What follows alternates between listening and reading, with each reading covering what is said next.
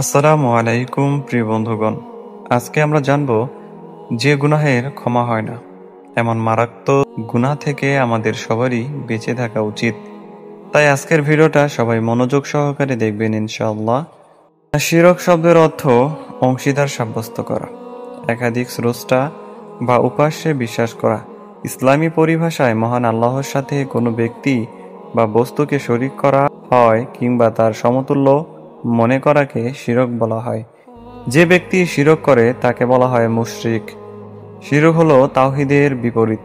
আল্লাহ তাআলা স্বয়ং শিরকের ধারণা খণ্ডন করেছেন।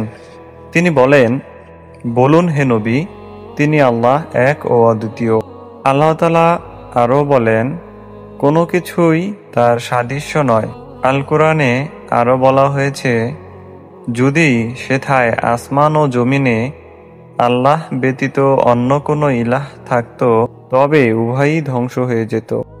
আল কোরআনের এসব আয়াত দ্বারা স্পষ্টভাবে আল্লাহ তাআলার সত্তা ও গুণে অতুলনীয়তার বিষয়টি বোঝা যায়।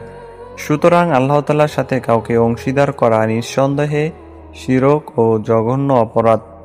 আল্লাহ তাআলার সাথে শিরক 4 ধরনের হতে পারে, যথা আল্লাহ তাআলার সত্তা ও অস্তিত্বে শিরক করা, যেমন ঈসা আলাইহিস সালামকে আল্লাহর পুত্র মনে করা। আল্লাহ তাআলার গুণাবলীতে শিরক করা, যেমন আল্লাহ তাআলার পাশাপাশি অন্য কাউকে সৃষ্টিকর্তা বা রিজিকদাতা মনে করা। সৃষ্টি জগতের পরিচালনায় কাউকে আল্লাহর অংশীদার বানানো, যেমন ফেরেশতাদের জগৎ পরিচালনাকারী হিসেবে মনে করা।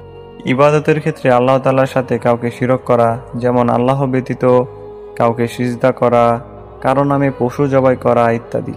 শিরকের কুফল ও প্রতিকার। শিরক অত্যন্ত জঘন্য অপরাধ। পৃথিবীর সকল প্রকার জুলুমের মধ্যে সবচেয়ে বড় হলো শিরক। আল্লাহ তাআলা বলেন, নিশ্চয়ই শিরক চরম জুলুম। বস্তুত আল্লাহ তাআলাই আমাদের স্রষ্টা ও প্রতিপালক, তার প্রদত্ত নিয়ামতই আমরা ভোগ করি। এরপরও যদি কেউ আল্লাহ তাআলার সাথে কাউকে অংশীদার স্থাপন করে তবে তা অপেক্ষা বড় জুলুম আর কি হতে পারে। আল্লাহ তাআলা মুশরিকদের প্রতি খুবই অসন্তুষ্ট। তিনি অপার ক্ষমাশীল ও অসীম দয়াময় হওয়া সত্ত্বে শিরকের অপরাধ ক্ষমা করেন না। আল্লাহ তাআলা বলেন, নিশ্চয়ই আল্লাহ তার সাথে শিরক করার অপরাধ ক্ষমা করেন না। এছাড়া যে কোনো পাপ যাকে ইচ্ছা ক্ষমা করেন।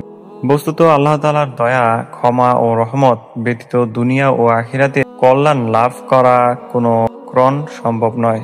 পরকালে মুশরিকদের জন্য রয়েছে যন্ত্রণাদায়ক শাস্তি। আল কোরআনে স্পষ্টভাবে বর্ণনা করা হয়েছে, যে ব্যক্তি আল্লাহর সাথে শিরক করবে আল্লাহ তার জন্য অবশ্যই নাম হারাম করে দেবে এবং তার আবাস জাহান্নাম। প্রকৃতপক্ষে শিরক ক্ষমার অযোগ্য অপরাধ। এরূপ কাজ থেকে সকলেরই সদা সর্বদা সতর্ক থাকতে হবে। ভুলক্রমে আল্লাহ তাআলার সাথে শিরক করে ফেললে সাথে সাথে পুনরায় ঈমান আনতে হবে, অথবা বিশুদ্ধ অন্তরে তওবা করে আল্লাহর নিকট ক্ষমা প্রার্থনা করতে হবে। সাথে সাথে ভবিষ্যতে এরূপ পাপ না করার শপথ গ্রহণ করতে হবে। তাহলে আশা করা যায় আল্লাহ তাআলা স্বীয় দয়া ও করুণার মাধ্যমে পাপ ক্ষমা করে দিতে পারেন। আমরা সবাই শিরক থেকে বেঁচে থাকব এবং আল্লাহর উপর সুদৃঢ় ঈমান এনে আল্লাহর প্রিয়পাত্র হব। তাহলে আমাদের ইহকাল এবং পরকাল মঙ্গলময় হবে। আশা করি ভিডিওটা আপনাদের কাছে ভালো লেগেছে। ভিডিওটি আপনারা শেয়ার করে দিন বেশি বেশি। সবাই ভালো থাকবেন। আসসালামু আলাইকুম ওয়া রাহমাতুল্লাহ।